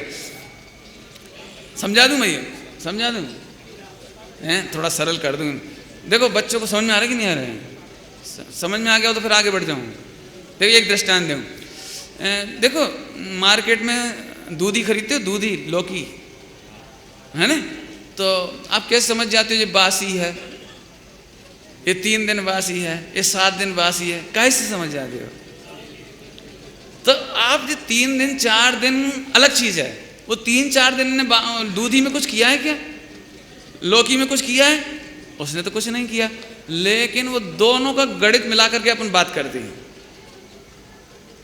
अब इधर लौकी का परिणमन है जिसकी काल लब्धि है, और 3 दिन 2 दिन 1 दिन ये व्यवहार काल, ये व्यवहार काल। समझ आया कि नहीं आया? जी बच्चा लगभग 10 साल का तो हो गया होगा तुम्हारा बच्चा। देखो अब मैंने कहा उसने झट से ला दिया, तो अब मुझे तो मालूम ही नहीं इसकी बर्थ डेट, मुझे कुछ पता नहीं, मैंने तो ऐसे ही बोल दिया 10 साल का। वो कह रहा हाँ, तो अब जी 10 साल का कैसे पता लग गया? क्योंकि इसकी मूछें नहीं आई। मूछें आ गई होती तो मैं कहता कम से कम 16 का तो होगा। मैंने ऐसे तो अनुमान लगाते हैं। अनुमान कैसे लगाते हो आप? तो एक तरफ इस बच्चे का स्वतंत्र परिणमन है और एक तरफ टाइम फैक्टर है, तो 2 फैक्टर स्वतंत्र है ना। 10 बरस ने इसको खींच के 10 साल का नहीं किया। ये बच्चा स्वयं स्वतंत्रता से परिणमित हुआ, और हम अनुमान से कह देते, कहो भैया तुम 50 साल के लग रहे हो, झट कह देते अपन किसी को देख करके। तो ये 50 साल के बिना उसकी उम्र नहीं बताई जा सकती, उसकी शरीर की अवस्था नहीं बताई जा सकती। दृष्टांत समझ में आया? ऐसे ही 6 द्रव्य का परिणमन बताने के लिए काल के बिना नहीं समझा सकते, लेकिन काल उस परिणमन को करता नहीं है, काल उसमें कराता नहीं है। इससे कोई फायदा हुआ? इसमें कोई फायदा हुआ? इतना जानने से काल परावर्तन का बंद रुक गया। पंच परावर्तन में द्रव्य, क्षेत्र, काल, भव और भाव, भाव और भव, ये जो पंच परावर्तन है, भव और भाव, 5 है कि नहीं? इसमें काल परावर्तन है, और काल परावर्तन का बंद रुक जाएगा। आप अब काल परावर्तन का अभाव कर दोगे। इस 5 समवाय को जानने वाले को पंच परावर्तन का स्टॉपेज लग जाता है, फुल स्टॉप लग जाता है पंच परावर्तन का, क्योंकि इसमें द्रव्य क्षेत्र काल भाव की चर्चा चल रही है पूरी। पॉइंट पकड़ में आ रहा है कुछ? पकड़ में आ रहा है कुछ? अब जो बच्चे नहीं समझ पाए अभी देखो, अब एक नया शब्द आ गया, काल परावर्तन। घड़ी देखूं मैं, ए भैया मैं तो सोच रहा था यदि 10-15 मिनट और मिल जाते तो मैं आज काल द्रव्य का चैप्टर ही पूरा कर देता। लेकिन सुनो आप ध्यान से, अपन भक्ति का नहीं काटेंगे, थोड़ा सा जल्दी बोलता हूँ जरा। क्या बोल रहा था मैं? काल परावर्तन। काल परावर्तन माने ये आत्मा सुखी होने, ध्यान से सुनोगे, शॉर्ट में सुना रहा हूँ। ये आत्मा सुखी होने के लिए स्वयं काल माने स्वयं का परिणामन की स्वतंत्रता तो नहीं देखता, स्वयं काल की स्वतंत्रता तो नहीं देखता, स्वयं के परिणामन की स्वतंत्रता तो नहीं देखता, स्वयं के परिणामन की, स्वयं की पर्याय की स्वतंत्रता तो नहीं देखता।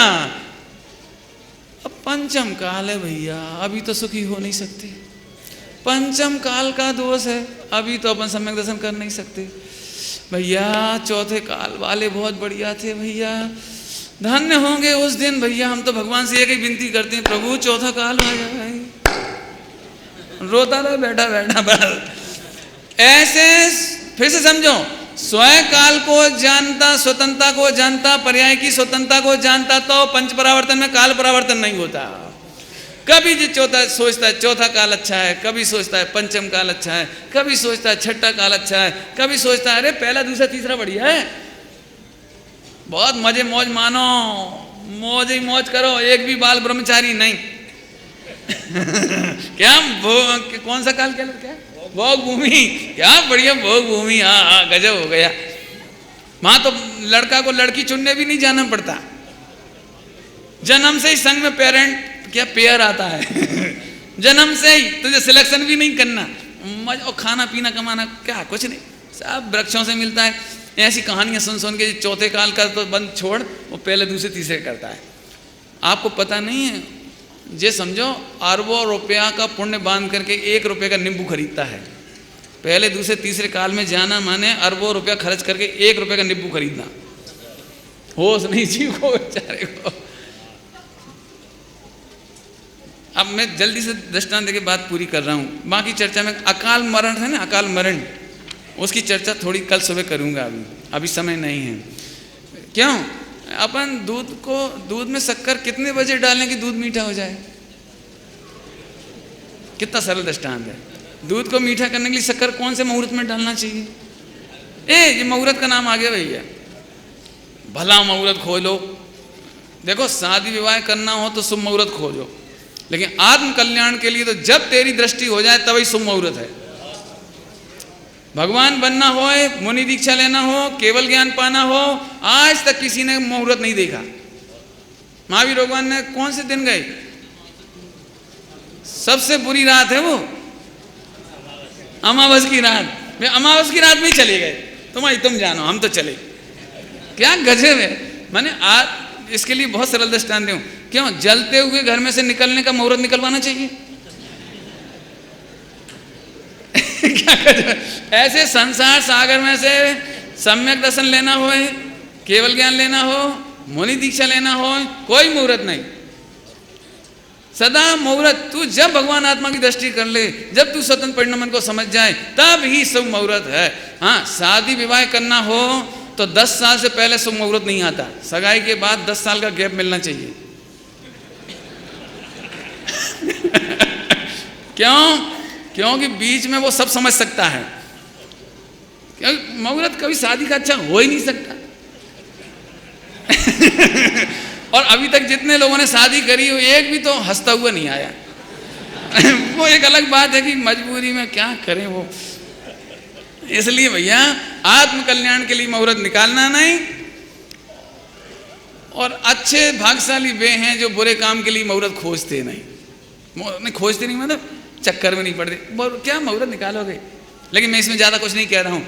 मैं इतना कहना चाहता हूँ कि आत्म कल्याण में यदि आधी रात को नींद खुल जाए, बैठ जाओ। पाप का भयंकर उदय हो, बैठ जाओ आप अंतर्मुख हो गए। आपको काल वो मुहूर्त देखने की जरूरत नहीं। इतनी चर्चा की है। अब एक अकाल मरण की चर्चा कल करेंगे। जिनमरणी स्तुति। निज निधि निज में बताई, यह अनंत उपकार है उसके लिए जिन वाणी माँ को वंदना शत बार है, वंदना शत बार है।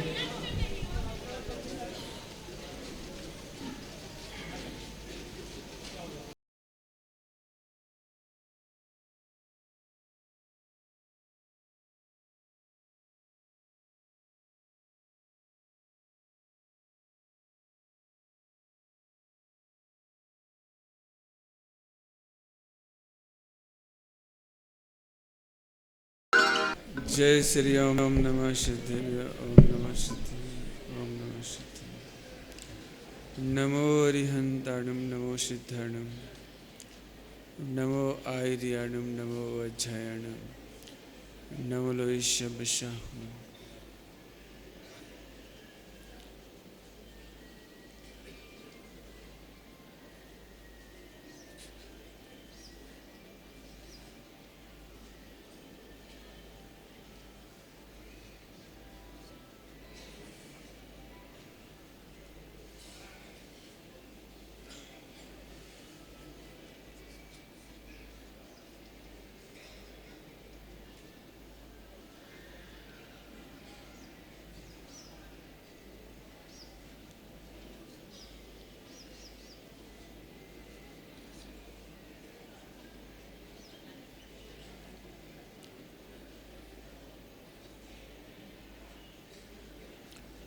मंगलम भगवान वीरो, मंगलम गौतमौगणी, मंगलम कुंद कुंदायो, जैन धर्मस्तु मंगलम, सर्वमंगल मांगल्यम, सर्वकल्याणकारकम,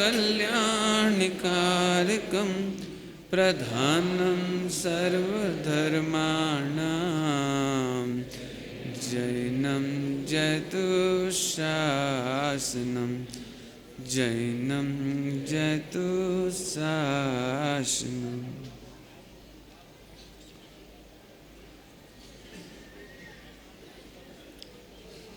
बेटे लाइट बंद कर लो इसको, है या साइड कर लो इधर से।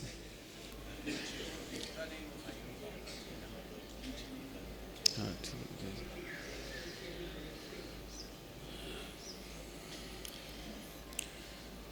कक्षा का नाम क्या है?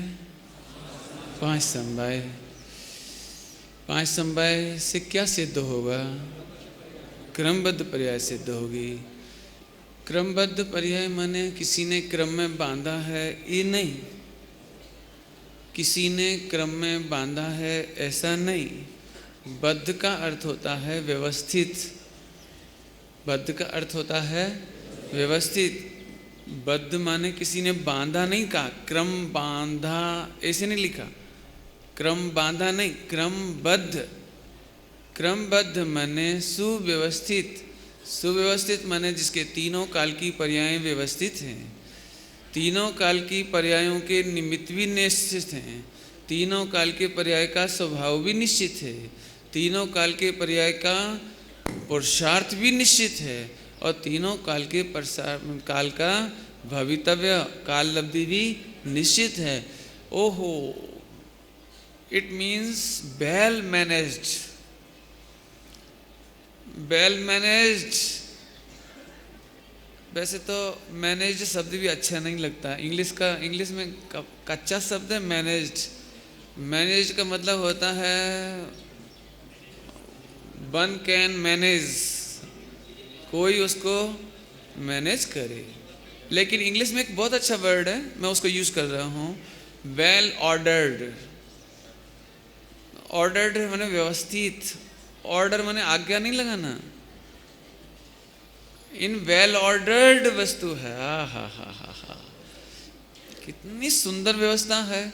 मैं क्वेश्चन पूछूं? सारे विश्व के दुखों को एक शब्द में बता सकते हो? और पूरा मोक्ष मार्ग से लगाकर अनंत काल के आनंद को एक शब्द में बता सकते हो? है? बोलो बोलो बोलो और बोलो। आप बहुत कुछ कहेंगे, मैं कहता हूं कर्तत्व सारे दुखों की जड़ है और कर्तत्व अनंत सुख की जड़ है। पूरे जैन शासन में यदि कुछ समझाना है, यदि कुछ समझाना है, कुछ समझने योग्य है, कुछ समझाने योग्य है, तो एक वर्ड है अकर्तत्व। यदि आपने अज्ञान कहा, इसका मतलब कर्तत्व ये अज्ञान है। कर्तत्व का बोध, कर्तत्व की प्रतीति, कर्तत्व का ज्ञान ये अज्ञान है। आप बहुत हार्डली एक बात कह रहा हूं, आप बहुत कुछ पढ़ो, सब कुछ पढ़ो, कम पढ़ो, ज्यादा पढ़ो, परंतु एक बात ध्यान रखना, अकर्तत्व क्षतिग्रस्त ना हो, दृष्टि का अकर्तत्व प्रभावित ना हो जाए। यदि अकर्तत्व प्रभावित हो गया तो तेरा व्रत उपवास, नियम संयम, पूजा पाठ, करोड़ों जप तप शिविर दान सब गया, सब बेकार। सुन, तू व्रत उपवास करेगा, पीठ ठोकने वाले हजारों मिल जाएंगे, करोड़ का दान देगा, फोटो खींचने वाले हजारों मिल जाएंगे। तू दीक्षा ले लेगा, पैरों में चरणों में गिरने वाले लाखों मिल जाएंगे, परंतु अकर्तत्व के बोध बिना निगोज से बचाने वाला कोई नहीं है। अकर्तत्व के बोध बिना, अकर्तत्व का बोध बिना, ओ हो, अकर्तत्व का बोध बिना माने पंच परमेष्टि भी तुझे बचाने में समर्थ नहीं है। कुगुरु को देव की तो बात ही क्या है, सच्चे देव सास गुरु भी तुझे भगवान तो क्या, कोई अनंत सिद्ध भगवान मिलकर भी तुझे निगोज से बचने की गारंटी नहीं दे सकते। मैं हो सकेगा तो फिर कभी पूछूंगा, एक बार फिर बोल दो, नहीं तो आप रट लो इसे बिल्कुल। जिंदगी में दो वर्ड, कर्तत्व विश्व के समस्त दुखों का मूल है और अकर्तत्व सम्यक दर्शन से लगा करके अनंत काल तक सुख भोगने का मूल है। बोलोगे? पूछ लूं? याद कराना है मुझे? तो याद कराना, मेरी तो कक्षा है भैया, प्रवचन थोड़ी है, बनवे। बोलो, सारे जगत के दुखों का एक शब्द, कर्तत्व बुद्धि। और सारे जगत के अनंत सुख, सम्यक दर्शन से लगाकर अनंत सुख तक, जिसमें मुनि दशा भी बीच में आ गई, छायिक श्रेणी दशा भी आ गई, श्रेणी दशा भी आ गई, अनंत चतुष्टय भी आ गए और मोक्ष भी आनंद काल के लिए आ गया। क्या चाहिए? Precaution, precaution, precaution. हाँ, सावधानी, हिंदी में सावधानी, गुजराती में सावचेती। भलामण कहो, सिखामण कहो, सावचेती कहो, हम सब बोलेंगे आपको। एक बात ध्यान रखना, शास्त्र पढ़ते समय शास्त्र पढ़ने का कर्तत्व ना आ जाए। अकर्ता अमृत है, अकर्तत्व अमृत है। आहा, अकर्तत्व का भी एक बहुत सुंदर प्यारा शब्द है, वह भी आपको बता देना चाहता हूँ। अकर्तत्व का एक बहुत प्यारा शब्द है, पूजनी कांजी स्वामी ने उसको बहुत यूज किया है, और वह है अकर्तत्व इज इक्वल टू ज्ञातृत्व। कर्तत्व भाव है दुख भंडारा, ज्ञातृत्व भाव सहज सुखकारा।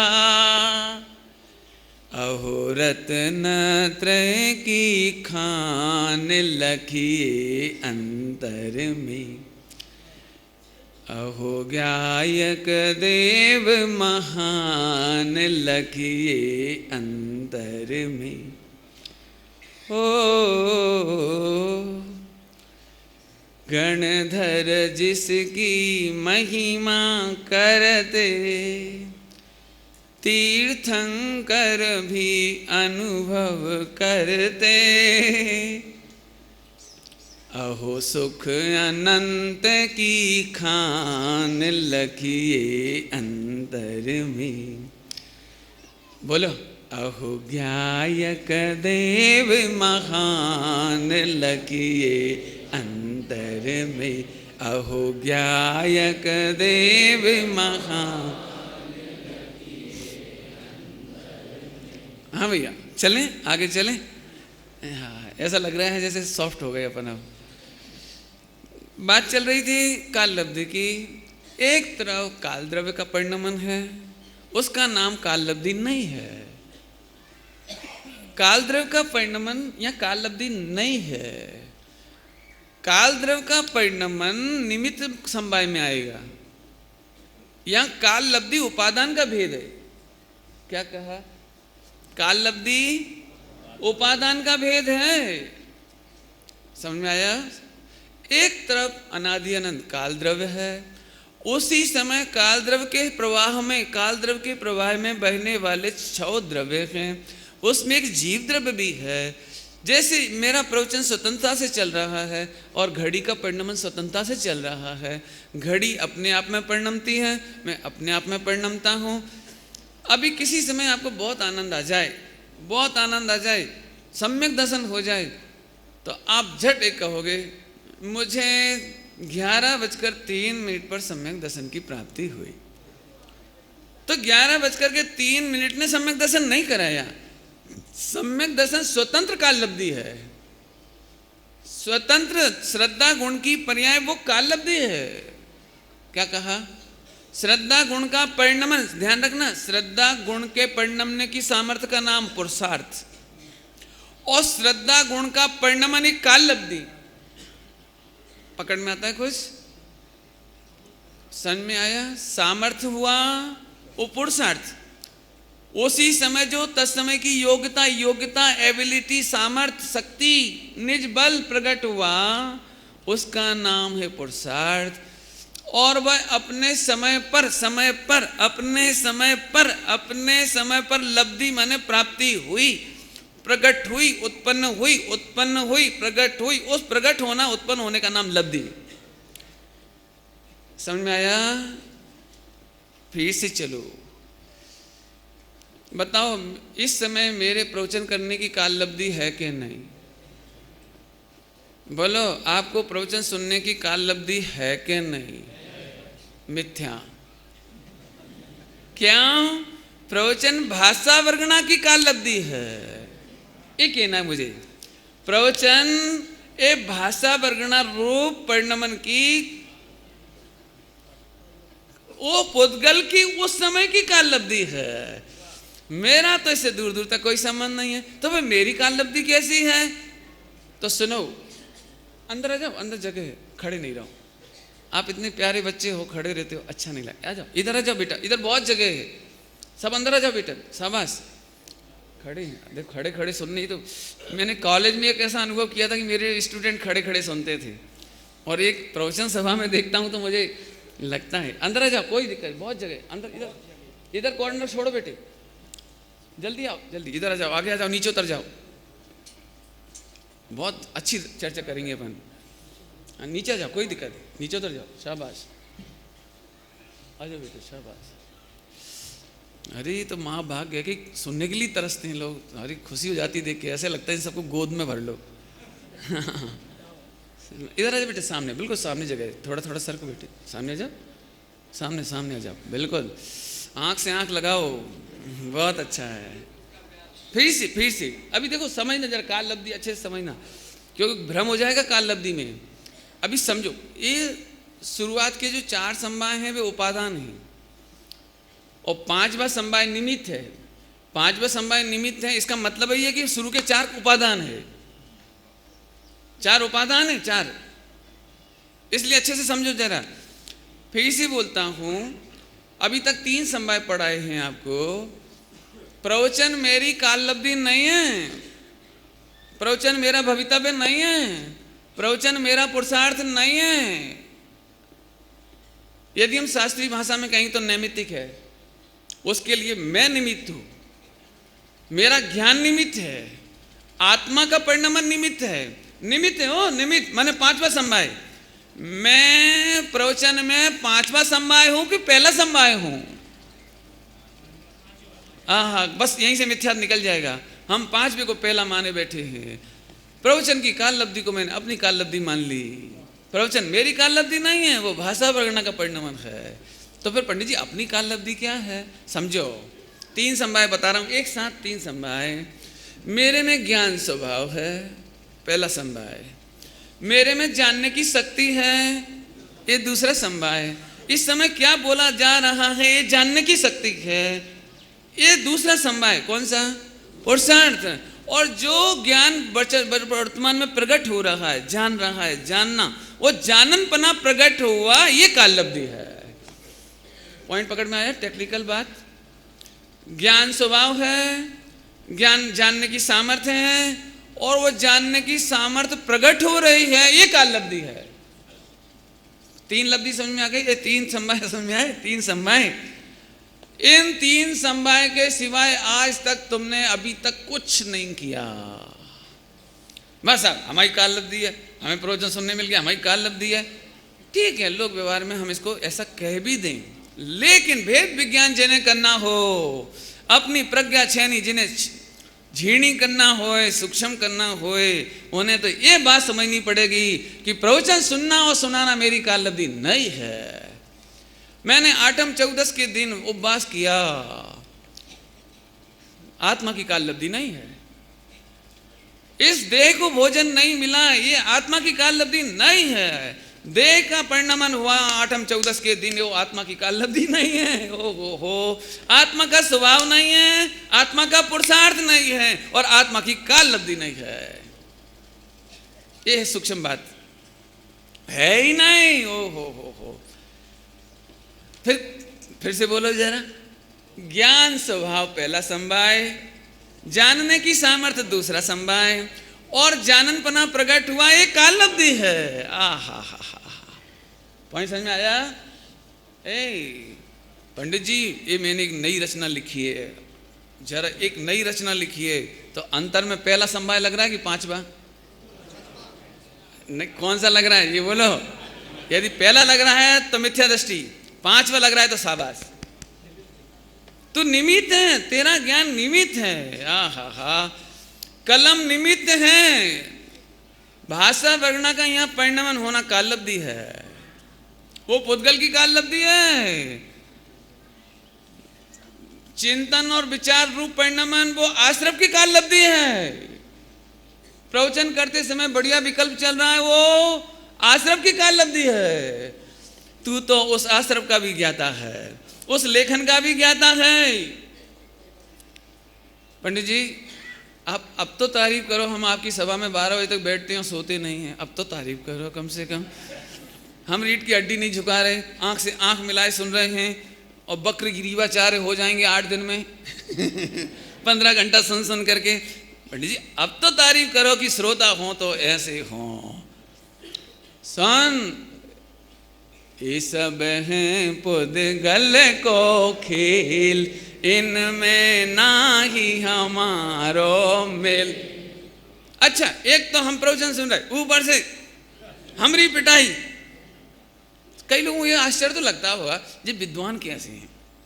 एक तो पैसे निकाल जात और बुराई कर जात, एक तो शिविर लगवाते जाते हैं, खूब मेहनत करते हैं, और खुद ही कहते हैं शिविर का कर्ता माने, तो खुद ही ब्रह्मचर्य पालते हैं, खुद ही क्रियाकांड करते हैं, और खूब उपदेश देते क्रियाकांड का।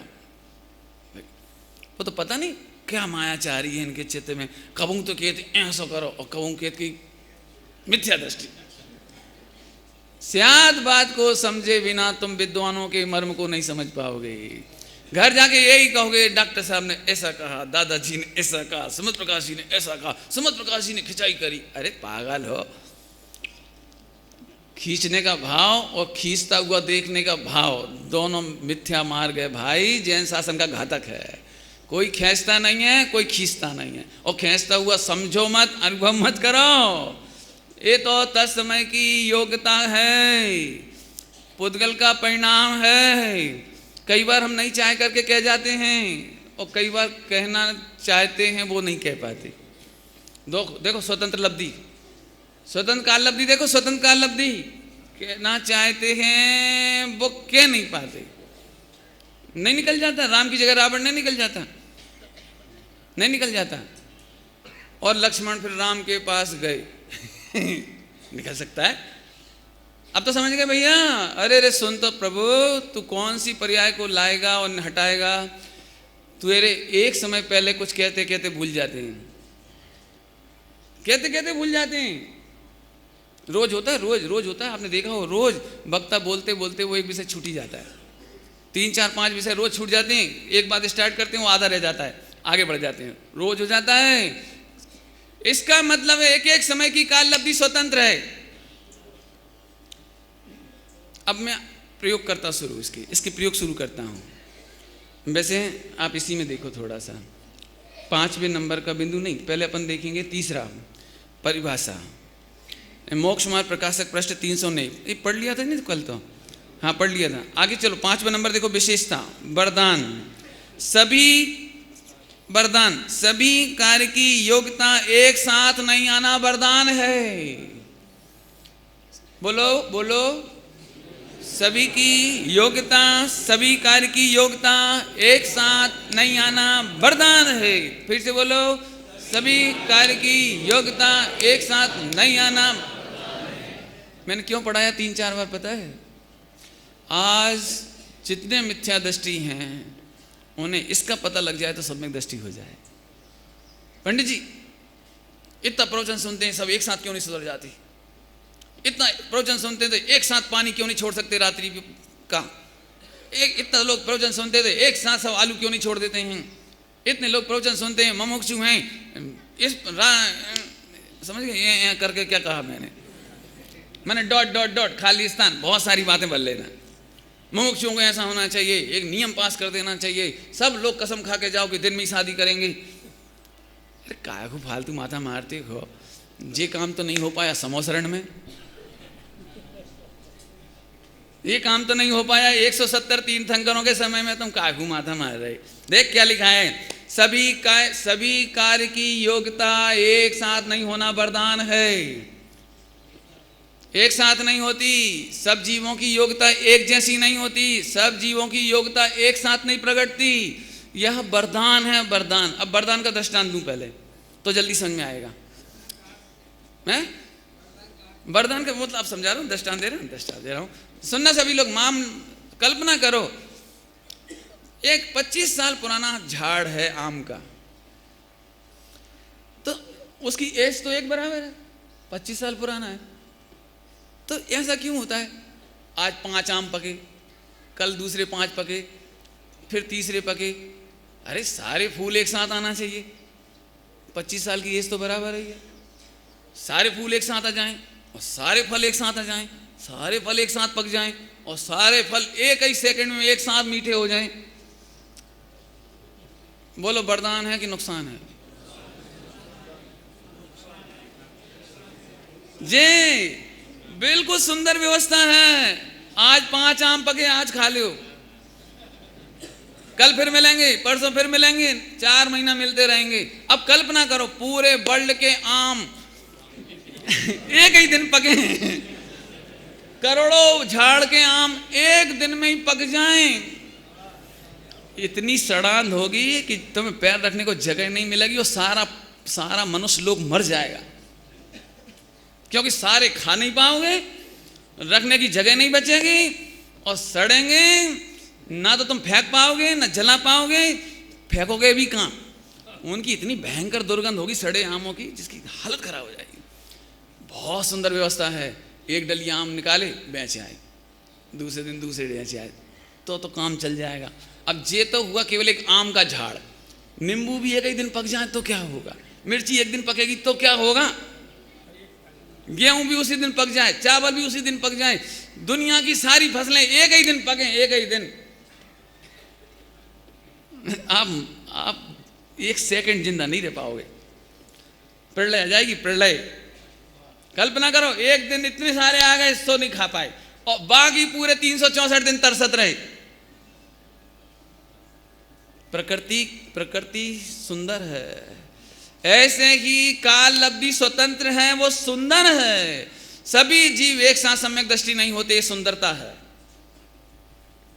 सारे जीव पंचम गुण स्थानवर्ती नहीं हो जाते, ये सुंदरता है। तुम सबको पंचम गुण स्थानवर्ती मत बनाओ, तुम सबको सम्यक दृष्टि नहीं बनाओ। सारे जीव सम्यक दृष्टि होते से सिद्धालय में नहीं जाते, ये सुंदरता है। सारे जीव 13वें गुणस्थान में आते से सिद्धालय में नहीं जाते, ये सुंदरता है। 14 गुणस्थान जैन शासन की सर्वोत्कृष्ट सुंदरता है।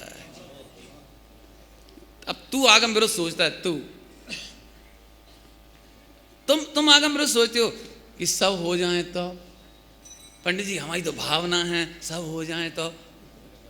तुझे पता नहीं है सुंदर भावना नहीं, ये असुंदर भावना है, और इसी चक्कर में तू अनादिकाल से रुल रहा है। समझ में आया? कुछ नहीं आया? देखो एक आध एग्जाम्पल दूं थोड़ा सा, 4-5वें गुणस्थान का।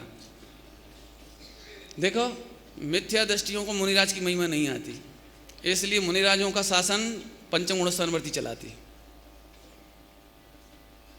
यदि पंचम गुणस्थान नहीं होता, चौथे से सीधे 7वें में हो जाते, चौथे से सीधे श्रेणी मान के आगे आगे चले जाते, तो बहुत नुकसान होता जैन शासन का। चौथे वाले की जरूरत तो पंचम की, पहले पंचम की समझ लो। पंचम गुणस्थानवर्ती नियम वाले होते हैं, कुएं का पानी पीते हैं, शुद्ध खान पान करते हैं, आठम चौदस नहीं लेते हैं, इसलिए दिगंबर मुनिराजों को अनुदिष्ट आहार श्रावकों की वजह से मिलता है, अनुदिष्ट आहार की सुविधा, इसलिए सुंदर व्यवस्था है वो। पंचम गुणस्थान में वे लाख बरस रहे हैं, ये सुंदरता है, कोई टेंशन नहीं, क्योंकि दिगंबर मुनिराजों की रक्षा रहेगी। एक बात, चौथे गुणस्थानवर्ती बहुत अच्छे हैं कि पंचम में नहीं आते, नहीं मालूम? मैंने एक दिन बताया था गणित, चौथे गुणस्थान का 2% से भी कम पंचम गुणस्थान में होते हैं। और उसमें भी एक गजब बात, वो भी सुंदर, कि एक आदमी ब्रह्मचारी होता है तो 3 ब्रह्मचारिणी होती हैं। क्यों? क्योंकि आहार की व्यवस्था ब्रह्मचारी नहीं कर सकता, ब्रह्मचारिणी करती हैं। पंचम गुणस्थानवर्ती श्राविकाएं करती हैं। कितनी सुंदर व्यवस्था है, एकदम जमी जमाई, तुम जबरन माथा कूटते हो। एक पुरुष बहुत है। देखो गजब तो देखो आप। चौथा गुणस्थान क्यों अच्छा है? क्यों?